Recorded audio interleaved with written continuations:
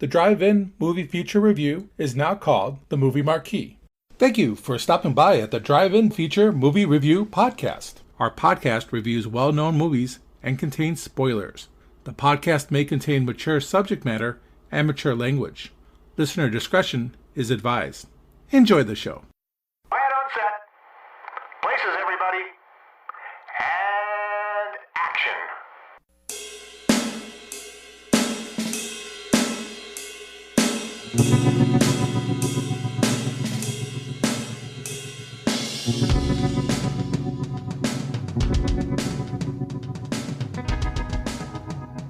Welcome, everybody, to this month's Drive-In Feature Movie Review teaser episode. This month, we are reviewing the movies of Stanley Kubrick.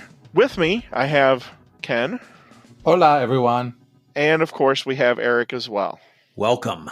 Erik, how did you become acquainted with Stanley Kubrick's movies? Well, Stanley Kubrick, I've only probably watched a handful of his movies. My most notable favorite, and one of my favorite movies of all time, is The Shining, which of course came out in 1980. I saw that movie on DVD probably sometime in the 1990s, and it just stuck with me. I'm currently reading the book, so I'm looking forward to finishing that here in the near future. It's a great movie. It's one of my favorites. This one that we're talking about here is also a movie that I saw on DVD well after its release date, obviously, probably sometime about 10 years ago. And Ken, how did you become introduced to Stanley Kubrick's movies? Well, actually, by you, Ted, to be perfectly honest. I mean, I knew some of his movies, but I wasn't a person to really focus on a particular director. So I knew 2001, I knew The Shining, I knew some of these movies before we met, but your excitement for Stanley Kubrick was pretty much my introduction to his life in general. I feel kind of honored by that. Don't be. Yeah, I know. I'll be perfectly honest. Stanley Kubrick is my favorite director of all time. And the first movie of his that I saw, it was an actually edited for TV version of The Shining. Oh, dude, I'm so sorry. That was your first view? Yeah, but I was also like 10 or 11, and the movie terrified me, even though it was off of TV. But there was something about it. It was completely different than anything that I had seen before. Of course, I then watched The Shining as much as I possibly could when I was younger, but it wasn't until late high school and then into college that his broader universe opened up to me. I watched 2001, A Space Odyssey, at a time where I was really, really getting into movies.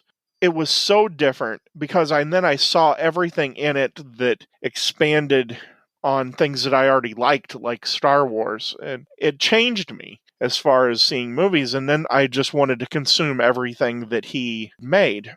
He has probably 3 of my favorite movies of all time, because I love A Clockwork Orange as well, and The Shining in 2001, but every single one of his movies is an event almost, and I can sit and watch any of them and still be entertained to this day. And I remember the excitement. I know that it's not popular, but I remember being excited to go see Eyes Wide Shut in the movie theater because it was so different. And I knew it was going to be something because it was Stanley Kubrick. So that's kind of how I was introduced to Stanley's movies. I know that Stanley had a different type of filmmaking. And I know sometimes here in the podcast, I refer to him in the present tense. Unfortunately, he's passed away, so I do apologize for that. But in my mind, he's still a living thing because I keep the movies alive. So Kubrick is a different type of director. It's much more visual. Does that change your opinions of the movies of his in any way?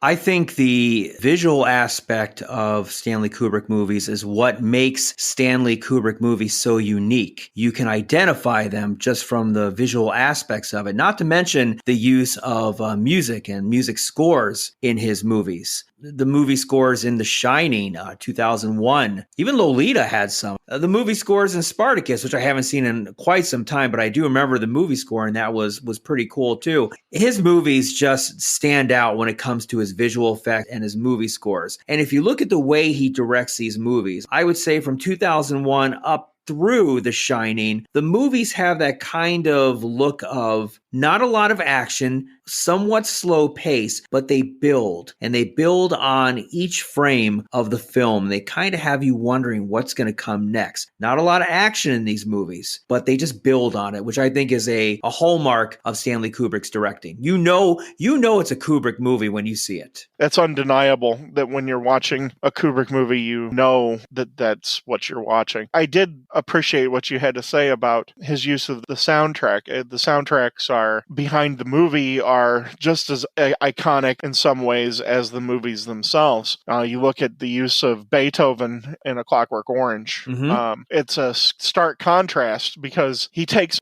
something like Beethoven's Ode to Joy and turns it on its head, essentially, because it portrays anything but joy in that movie. Just torturous and right. demonic. It's crazy. Yeah, exactly. Does this affect you, Ken, in appreciating his movies?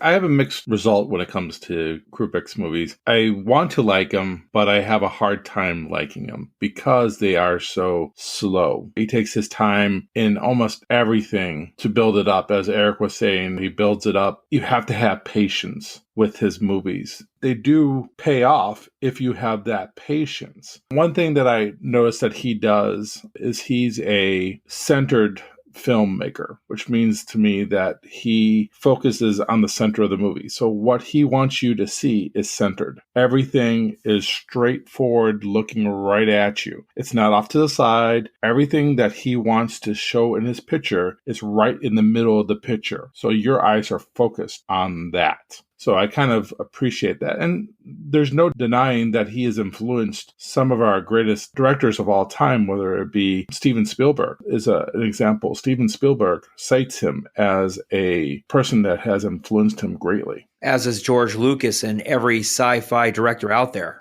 It's funny that it's not funny that you bring that up, Ken, but yeah, as far as Steven Spielberg, that's why his devotion to Stanley Kubrick was the reason he was tapped to finish Artificial Intelligence. And you also see it in Ready Player One. Look at the homage to Stanley Kubrick's Shining in that movie. Correct. And you also made a very interesting point there too, Ken, about everything being centered, because you can find video mashups of what's called the Kubrick stare. It's almost in every one of his movies, the main character has some sort of a stare right at the camera that's almost unsettling, especially in a movie like The Shining or in A Clockwork Orange, or even Full Metal Jacket for that matter, because the stare at that point is from Private Pyle, played by Vincent D'Onofrio, is staring right at the camera at the most dramatic point in that scene. So in 2001, it would be Hal. Yeah. Hal and Dave. Dave does have the stare too, yeah. But Jack Nicholson has it in The Shining. Yeah, it's all over the place. In one of his lesser-known movies, Paths of Glory, Kirk Douglas has that as he's walking down the trench because it's set in World War I. But as far as the visuals, for me, that's what changed how I looked at movies in a lot of ways. Because I found out through reading that Stanley started his life, as far as movie making goes, he was a photographer for Look magazine back in the day, and he was barely 18 when he did this. But he brings that eye for almost like a picture. Everything's like a picture, and part of the storytelling is through that visual aspect. It sets him apart for me. It causes me to look at everything around, not necessarily just the main character. I know it's been panned, but you take something like Barry Lyndon, the interior shots of that movie, there's no artificial light. He got a camera specific to shoot with candlelight, and everything's lit by candle, and it just brings a different aura to the movie you don't find with a lot of other movie makers. I will give you that. He is a perfectionist when it comes to his backgrounds and his moviescapes, as most photographers are perfectionists with the eye of the camera. And in every movie he's ever made, I mean, the visuals are second to none. Yeah, his lighting is very important to him. As you were mentioning the candles, he is very adamant about how he wants his lighting to appear. He wants it to be natural. He doesn't want it to be a fake setting. He will not compromise. he's steadfast and not compromising. And Eyes Wide Shut, it's the Christmas lights that stick out, especially when they're shopping at the end of the movie. And everything is purposeful. It changed how I look at movies, essentially. Stanley has a relative small catalog compared to other directors. Do you think that doesn't put him in another level of movie maker, of somebody who is more prolific, or does it make it more special for you? Well, I think it comes back to what I said earlier about his influences. So it doesn't matter how many films you have done. It matters how that is received. You look at James Dean, for instance. He had a short career in acting, but he's iconic. So it doesn't matter the number of films you've had. It's what you do with those films that take an effect on other people. And the influence is undeniable. I agree 100%. His movies, every movie he has made has been clearly Kubrick. And the big movies that he has brought out, people know these movies. You mentioned 2001. You mentioned A Shining, A Clockwork Orange, Doctor Strangelove, Full Metal Jacket, Lolita. People who like movies have seen these movies. I mean, even Eyes Wide Shut. Not the greatest movie ever, but the cinematography in it is quite interesting. People who like movies know these movies, and these are probably movies that are at the top of their list. You can't argue the visual, the acting, the cinematography, the lighting, the music scores. Everything in these movies is top tier, and it is 100% Kubrick. You could just argue, though, that Kubrick is not for everybody. That's true. It's not like you're going to come out with his next big blockbuster. He's not a summer blockbuster movie maker. He's not doing comedies. He's not doing stand-up comedies. He's more of an art tour as far as his movies go. For me, every single one of his movies I've went and searched out because I've wanted more. And that ultimately is a slight disappointment for me because he's my favorite director, but it doesn't affect how I look at Stanley. It makes me appreciate what he did more because he was uncompromising. He didn't just throw a movie together. He kind of lived the movie, essentially. When he chose a project, he threw himself in 100%. The way I can compare it to a modern day would be to how Daniel Day-Lewis essentially transforms himself into the character that he was going to play. Whereas Kubrick, when he was making a movie, he learned everything he could about a movie, or what was going to go into the movie. Take a movie like Full Metal Jacket. He threw himself into the Vietnam debate and consumed massive amounts of information. Everything was planned out. It even goes, one of the tragedies of Kubrick was that he never got to make a movie that he wanted to make so bad, which was about Napoleon, because the movie Waterloo had failed dramatically at the box office, and he had literally read every book written about Napoleon. So that's one of those things that's left on the shelf, but his movies are something that you have to appreciate because you understand what went into making those movies. You were talking about that he doesn't compromise. We look at the movie Spartacus, and from what I heard of that movie, that was his compromise. And after he did that movie, even though it's a great movie, I enjoy Spartacus immensely, but he felt restrained in that film, and he vowed never to do a film like that again. He had to have complete control. It was a big budget Hollywood movie.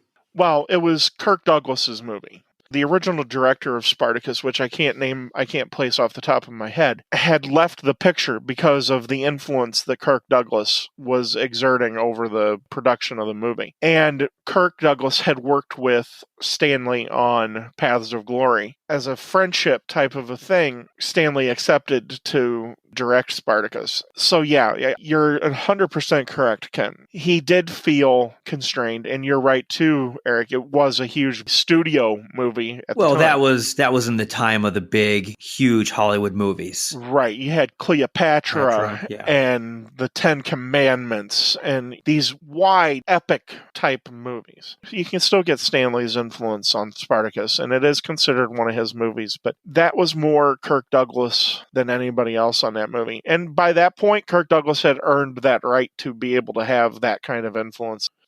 Controversy is something that has always followed Stanley as far as his movies go. If you look at Lolita being an adaptation of Viktor Nabokov's book of the same name, was highly controversial. You look at the controversy that came out of A Clockwork Orange, where essentially in Britain, the movie was pulled out of theaters and off of video shelves and wasn't even allowed to be released in Britain on video until like late 1990s. Those are just two examples. And there was controversy about 2001 as well. But this has always followed Kubrick movies. And of course, his final movie was Eyes Wide Shut, was not without controversy as well. There was a lot of controversy over whether or not it was going to be censored. Yeah. To get it not have an NC-17 rating. Does that affect your opinion of Stanley in any way, or does it kind of make it a little bit more interesting to see all of the controversy that's bubbling around his movies?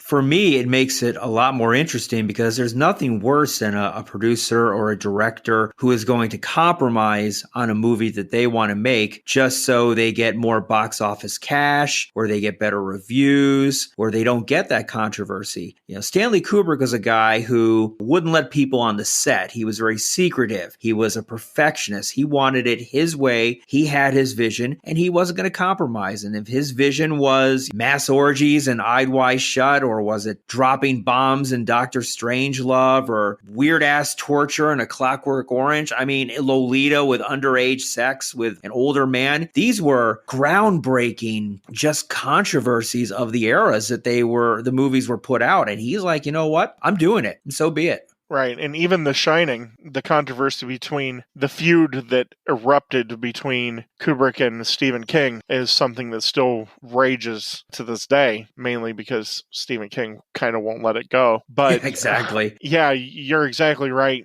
Eric. There's so much around it, and you touched on a lot of really good points. Think about Dr. Strangelove in 1964 when it came out. I mean, that's at the height of the nuclear tensions between the U.S. and the Soviets. Yeah, right after Kennedy takes office. Oh, yeah, it's right there. It's bubbling. And then combine that with the Cuban Missile Crisis is not too long after the release of Dr. Strangelove 2. It's all right there. It's amazing. What do you think, Ken?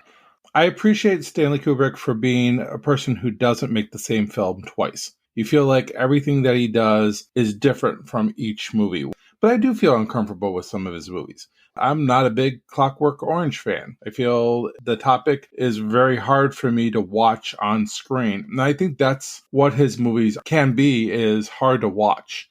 2001, not a lot of dialogue. So it's kind of hard to watch for people who want more interaction in their movie. Like we were talking about him being a perfectionist. From what I heard, they actually did like probably about 100 takes in that scene in The Shining with Jack Nicholson using the axe and breaking down the door and getting Shelley Duvall to react to that. And that took a toll on Shelley Duvall to do that over and over and over again. There is even controversy on how he films his movies. That's very true. And you're right. It's a little bit more known how, I hate to use the word torturous, but it was on The Shining. But there was always a reason for it. And ultimately what Kubrick had said about The Shining was he didn't want Shelley Duvall, her character, to feel comfortable. And so that's part of why he drove her the way he did. I think it shows in her performance. Also, too, Ken, there are some things that he tackles that are uncomfortable, whether it be, is somebody born evil, like in A Clockwork Orange? There's a lot of philosophical questions that are posed by some of his movies that are uncomfortable. And there's some philosophical stuff that's brought up too in 2001 that are kind of uncomfortable for some people. But A Clockwork Orange is probably the most uncomfortable based off of how he tackles that particular. Oh, I don't know, Ted. Barry Lyndon's pretty uncomfortable to watch. Well, kind of knew that was going to come up. Yeah, it's controversy in a different type of way. And if it should ever been made. Unfortunately, Ken, you had talked about not compromising. ultimately, to get Barry Lyndon made, he did compromise. And I think that's what hurts that movie probably the most. And that was the casting of Ryan O'Neal. Warner Brothers at the time demanded that one of the top 20 actors of the time be cast in the lead role of Barry Lyndon. Unfortunately, Robert Redford was doing something else. He was doing 3 Days of the Condor. Yeah. And Ryan O'Neal at the time had just come off of A Love Story. And he was, I believe, number 2 as the most profitable actors of the time. And so he was cast as Barry Lyndon. And that's kind of unfortunate. But yeah, there is controversy that surrounds some of Stanley's stuff. In a way, it drives things and does make it interesting, like what you said, Eric. But it also is unfortunate, like the fact that he had to hire private security because he was afraid for his family's life after A Clockwork Orange. That's unfortunate. It is one of those things that I guess when you're an artist like that and you do push the boundaries, you kind of know what you're in for at that point. Stanley Kubrick never won an Oscar for Best Director. Does that taint his legacy in any way? Or is that more of an indictment of the Academy than anything else? Clear indictment of the Academy. There are many, many great directors out there who have not won an Academy Award. Another notable would have been Alfred Hitchcock. Of course. We all know that the Academy has been known to not award people based on the actual film. A lot of times it's politics with the Academy. You look at someone like Peter O'Toole, who was nominated so many different times, but never won an actual Oscar until he won an honorary Oscar. There's a lot of factors that could come into play with Stanley Kubrick's movies. They are controversial. They are not for everybody. And the Academy does not like controversy. There might be too many people that might not get Stanley Kubrick, and that's why he might not win those awards, because you have different taste. And I think that Stanley Kubrick's movies, especially his great ones, let's say like 2001, you have to have a special type of way of looking at a film to appreciate, I think, 2001. And I think that's why it makes it hard for him to win Best Director, is because he's not pleasing everybody. You make a very good point. I do think that it is an indictment of the Academy. The fact that they gave him an honorary, just like they did Ken with Peter O'Toole, they gave him an honorary Oscar after he passed away, almost seemed more of a slap in the face than anything else. And that's unfortunate. And you look at some of the people who beat Stanley in some of those movie races, it's a hard pill to swallow that he never was able to get the Oscar, which is essentially what some people consider the highest honor. I know that's highly debatable and we don't all agree on that. And I don't necessarily agree with that. It was almost like they didn't acknowledge his contributions to movies. Did he ever win an Oscar for anything outside of directing? It was for 2001, and it was for Best visual effects. Visual effects. Yeah, best visual. And that's crazy for me. I know that people don't necessarily care for the material of A Clockwork Orange, but you can't deny that Malcolm McDowell gives a tour de force performance. Or Jack Nicholson doesn't give an amazing performance in The Shining. Or Matthew Modine in Full Metal Jacket. And if you want to go to Full Metal Jacket, what about Vincent D'Onofrio? His transformation from a happy-go-lucky type of guy to a monster was amazing. And there's more too, of course. I mean, you look at George C. Scott in Dr. Strangelove or the incomparable Peter Sellers. I don't know. It seems like the Academy went out of its way. They always made sure that his movies were nominated, but would never let it achieve the actual win. Maybe it was because Stanley had come out and said it wasn't important to him, because the Academy is notoriously sensitive. Oh, I'm sure that has something to do with it. About those sort of things. It doesn't taint his legacy because the influence, how you influenced others. It's not the awards. It's the impression you have left on others that really defines you. I love that sentiment, Ken. I really do. Yeah, you either like Stanley Kubrick movies or you do not like Stanley Kubrick movies. He's not making movies to please the mass audiences. One of the biggest influences on Pulp Fiction was a Kubrick movie called The Killing. It starred Sterling Hayden, but it was one of the first movies that told the story out of sequence. narrative. And Tarantino has said that that was an influence on Pulp Fiction. So wrapping up here, where do you believe that Kubrick stands in the pantheon of directors?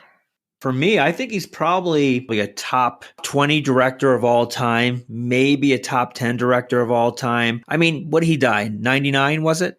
Yeah, it was right before the release of Eyes Wide Shut. Eyes Wide Shut, right. So, I mean, he had a lot more movie making in him. And I really wish we would have seen some of the stuff he put out in the 2000s, especially would have been ironic if he made it to 2001, right? But I think he's a great director. Yeah, I give Barry Lyndon a bad rap, and probably no one on our podcast has ever seen Barry Lyndon, and I definitely encourage you to see it because it's beautifully shot. The acting is horrible, but taking aside Barry Lyndon, all the Stanley Kubrick movies that I've ever seen, I have really appreciated.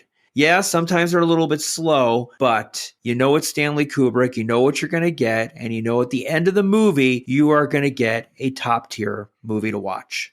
And Ken?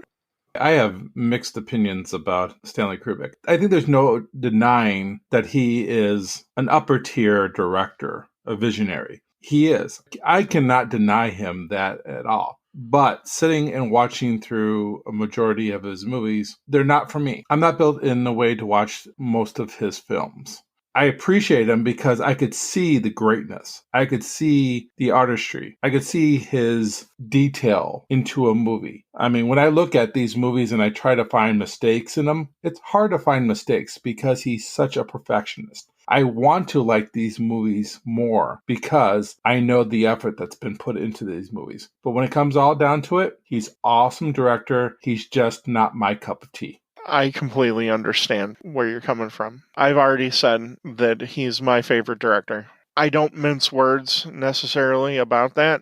Ted, is he hands down your favorite director? No. Yeah. No questions asked? Hands down. Okay. It's close, but yeah, no, he's one of the few directors that I've seen. The only movie of his I haven't seen is Fear and Desire, and that was one of his very first movies.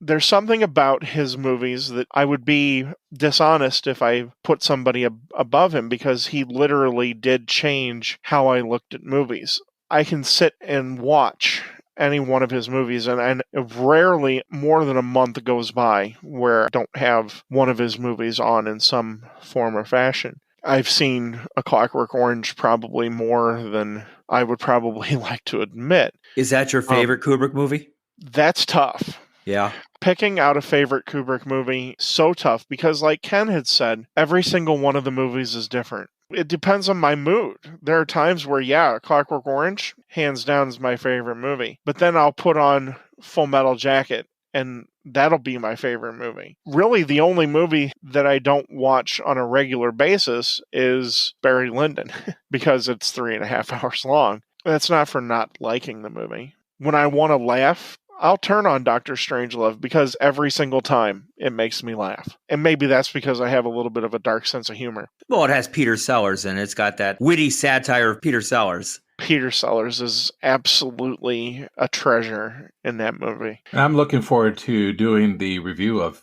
Dr. Strangelove.